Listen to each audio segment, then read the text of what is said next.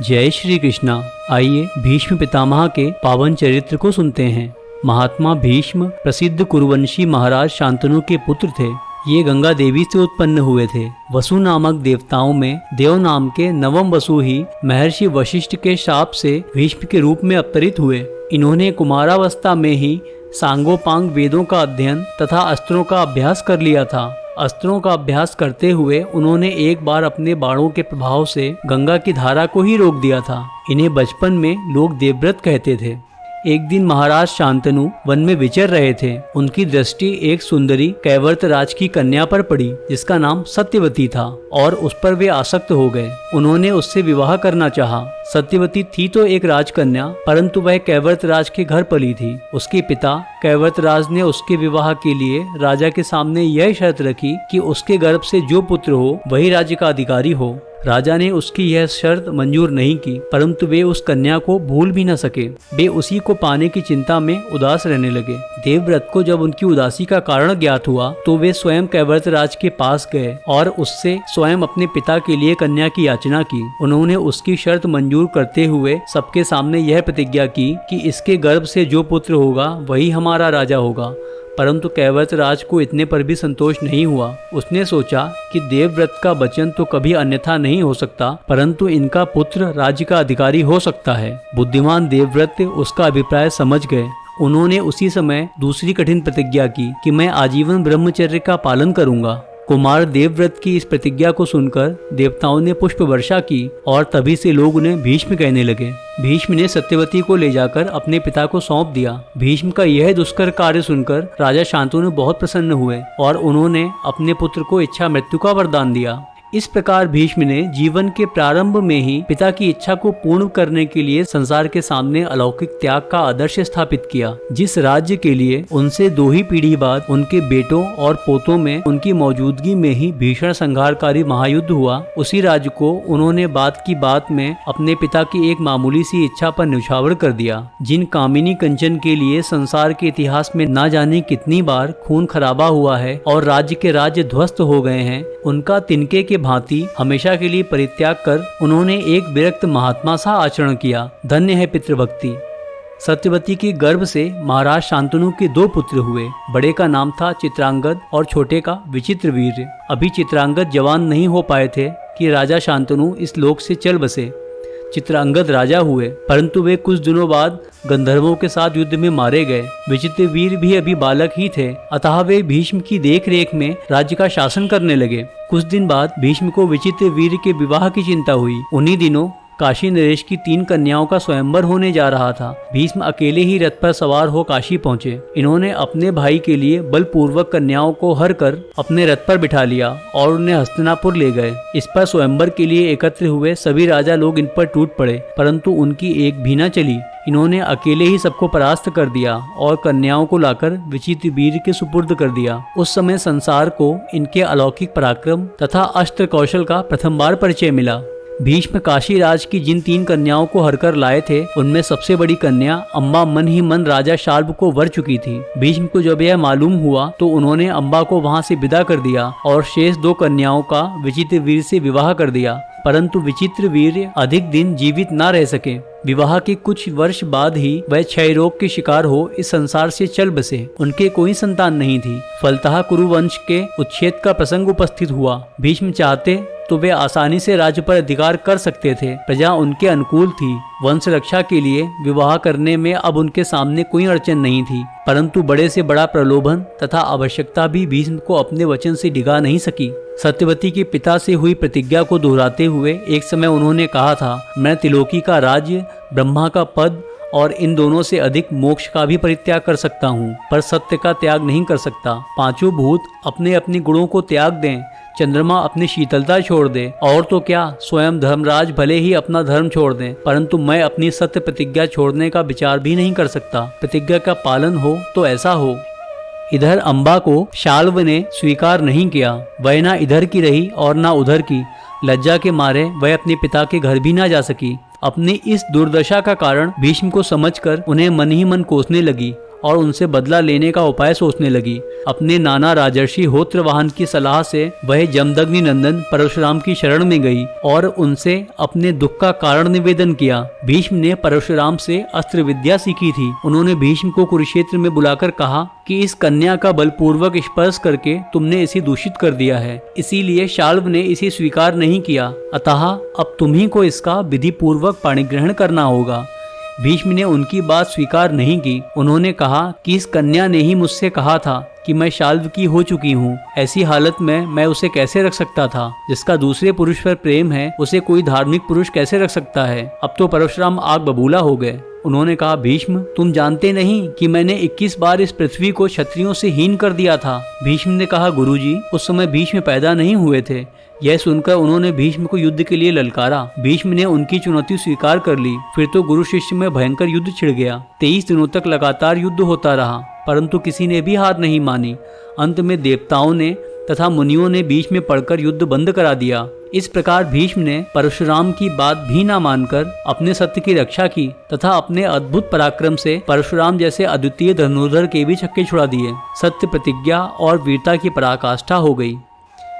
महाभारत युद्ध में कौरव पक्ष के सर्वश्रेष्ठ योद्धा भीष्म ही थे, अतएव प्रथम सेनानायक होने का गौरव इन्हीं को प्राप्त हुआ। पांडव एवं कौरव दोनों पितामह के होने के नाते इनका दोनों से ही समान प्रेम एवं सहानुभूति थी तथा दोनों का ही समान रूप में हित चाहते थे। फिर भी यह जानकर कि धर्म एवं न्याय पांडवों के ही पक्ष में है, ये पांडवों के साथ विशेष सहानुभूति रखते थे और हृदय से उनकी विजय चाहते थे, परंतु हृदय से पांडवों के पक्षपाती होने पर भी युद्ध में कभी पांडवों के साथ रियायत नहीं की और प्राणपण से उन्हें जीतने की चेष्टा की। युद्ध के 18 दिनों में से 10 दिनों तक अकेले भीष्म ने कौरवों का सेना नायकत्व किया और इस बीच में पांडव पक्ष की बहुत सी सेना का संहार कर डाला। वृद्ध होते हुए भी युद्ध में इन्होंने ऐसा अद्भुत पराक्रम दिखाया कि 2 बार स्वयं भगवान श्री कृष्ण को अर्जुन की रक्षा के लिए शस्त्र न लेने की प्रतिज्ञा होते हुए भी इनके मुकाबले में खड़ा होना पड़ा।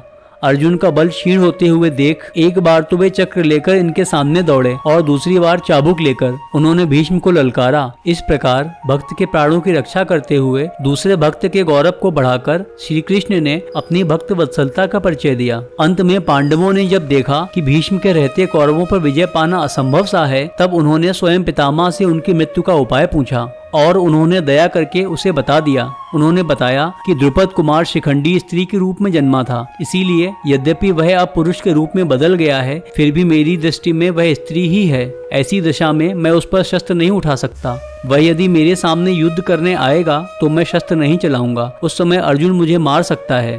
क्षत्रिय धर्म के पालन और वीरता का उदाहरण इससे बढ़कर और क्या होगा।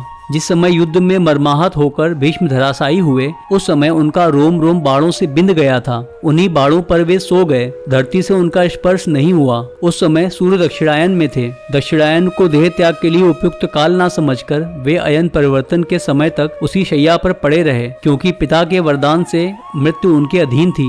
भीष्म के गिरते ही उस दिन युद्ध बंद हो गया। कौरव तथा पांडव वीर भीष्म को घेर कर उनके चारों ओर खड़े हो गए। भीष्म जी का सारा शरीर बाणों पर तुला हुआ था, केवल उनका सिर नीचे लटक रहा था। उसके लिए उन्होंने कोई सहारा मांगा। लोगों ने उत्तमोत्तम तकिया लाकर उनके सामने रख दिए, परंतु उन्हें वे पसंद नहीं आए। तब उन्होंने अर्जुन से कहा, बेटा तुम क्षत्रिय धर्म को जानते हो, तुम मेरे अनुरूप तकिया लाकर दो। अर्जुन उन वीर शिरोमणि के अभिप्राय को समझ गए। वीरों के इशारे वीर ही समझ सकते हैं। उन्होंने बाण मारकर भीष्म जी के मस्तक को ऊंचा कर दिया। उन बाणों पर उनका मस्तक टिक गया। इधर दुर्योधन ने बाण निकालने में कुशल वैद्यों को भीष्म जी की चिकित्सा के लिए बुलवाया, परंतु भीष्म पितामह ने उन सबको सम्मान पूर्वक लौटा दिया। उस वीरगति को पाकर उन्होंने चिकित्सा कराना अपना अपमान समझा। सब लोग उनकी असाधारण धर्मनिष्ठा और साहस देखकर दंग रह गए थे। उस समय भी युद्ध बंद कराने और दोनों पक्षों में शांति स्थापन करने की इन्होंने पूरी चेष्टा की, परंतु उसमें ये सफल नहीं हुए। देव का ऐसा ही विधान था, उसे कौन टाल सकता था। बाणों की असह्य वेदना से भीष्म जी का गला सूख रहा था, उनका सारा शरीर जल रहा था। उन्होंने पीने के लिए पानी मांगा। लोगों ने झाड़ियों में भरकर शीतल और सुगंधित जल उनके सामने उपस्थित किया। भीष्म ने उन्हें लौटा दिया। उन्होंने कहा कि पहले भोगे हुए मानवीय भोगों को अब मैं स्वीकार नहीं कर सकता, क्योंकि इस समय मैं सरशैया पर पड़ा हूँ। तब उन्होंने अर्जुन को बुलाकर कहा, बेटा तुम ही मुझे विधिवत जल पिला सकते हो। अर्जुन ने जो आज्ञा कहकर अपने तरकश में से एक दमकता हुआ बाण निकाला और उसे पर्जन्यास्त्र से संयोजित कर भीष्म के बगल वाली जमीन पर मारा। उसी समय सबके देखते देखते पृथ्वी से दिव्य जल की एक धारा निकली और वह ठीक भीष्म पितामह के मुंह पर गिरने लगी। अमृत के समान उस जल को पीकर भीष्म जी तृप्त हो गए और अर्जुन के उस कर्म की उन्होंने भूरी भूरी प्रशंसा की। उसी समय भीष्म ने अन्न जल का त्याग कर दिया और फिर जितने दिन वे जीवित रहे बाणों की मर्मांतक पीड़ा के साथ साथ भूख प्यास की असह्य वेदना को भी सहते रहे। इस प्रकार उन्होंने वीरता के साथ साथ धैर्य एवं सहन शक्ति की पराकाष्ठा दिखा दी। महामना भीष्म आदर्श पितृभक्त, आदर्श सत्य प्रतिज्ञ एवं आदर्श वीर ही नहीं थे, शास्त्रों के महान ज्ञाता, धर्म एवं ईश्वर के तत्व को जानने वाले एवं महान भगवत भक्त भी थे। उनके अगाध ज्ञान की स्वयं भगवान श्री कृष्ण ने प्रशंसा की और यहाँ तक कह दिया कि आपके इस लोक से चले जाने पर सारे ज्ञान लुप्त हो जाएंगे। संसार में जो संदेहग्रस्त विषय हैं उनका समाधान करने वाला आपके सिवा दूसरा कोई नहीं है। भगवान श्री कृष्ण की प्रेरणा एवं शक्ति से इन्होंने युधिष्ठिर को लगातार कई दिनों तक वर्णाश्रम धर्म, राजधर्म, आपद धर्म, मोक्ष धर्म, श्राद्ध धर्म, दान धर्म, त्रिधर्म आदि अनेक महत्वपूर्ण विषयों पर उपदेश दिया जो महाभारत के शांति पर्व तथा अनुशासन पर्व में संग्रहित है। साक्षात धर्म के अंश से उत्पन्न हुए तथा धर्म की प्रत्यक्ष मूर्ति महाराज युधिष्ठिर की धर्म विषयक शंकाओं का निवारण करना भीष्म का ही काम था। इनका उपदेश सुनने के लिए व्यास आदि महर्षि भी उपस्थित हुए थे। भगवान श्री कृष्ण के महात्म्य एवं प्रभाव का ज्ञान जैसा भीष्म को था वैसा उस समय बहुत कम लोगों को था। धृतराष्ट्र एवं दुर्योधन को इन्होंने कई बार श्री कृष्ण की महिमा सुनाई थी। राजसू यज्ञ में अग्र पूजा के लिए कृष्ण को ही सर्वोत्तम पात्र सिद्ध करते हुए इन्होंने भरी सभा में श्री कृष्ण की महिमा गाई थी और उन्हें साक्षात ईश्वर बताया था। श्री कृष्ण जब अर्जुन की ओर से चक्र लेकर दौड़े तो इन्होंने उनके हाथों से मरने में अपना गौरव समझकर शस्त्रों द्वारा ही उनकी पूजा करने के लिए उनका आवाहन किया। इन्होंने युधिष्ठिर को भगवान विष्णु का जो सहस्त्र नाम स्त्रोत सुनाया उससे इनकी भगवत भक्ति तथा भगवत तत्व का ज्ञान टपका पड़ता है। आज भी उस विष्णु सहस्त्र नाम का भक्तों में बड़ा आदर है।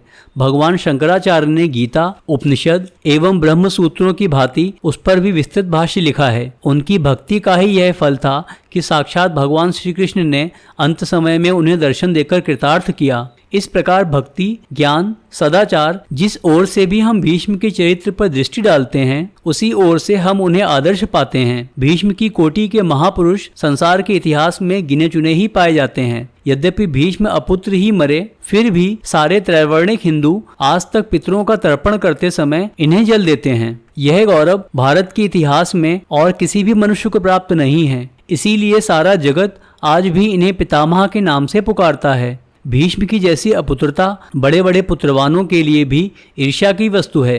तो साथियों, यह था परम पूज्य भीष्म पितामह जी का संक्षिप्त चरित्र। यदि आपको हमारा यह प्रयास अच्छा लगा हो तो इस वीडियो को लाइक करें और ऐसी ही सनातन धर्म से जुड़ी हुई अन्य जानकारियों के लिए हमारे चैनल को सब्सक्राइब करें। जय श्री कृष्णा।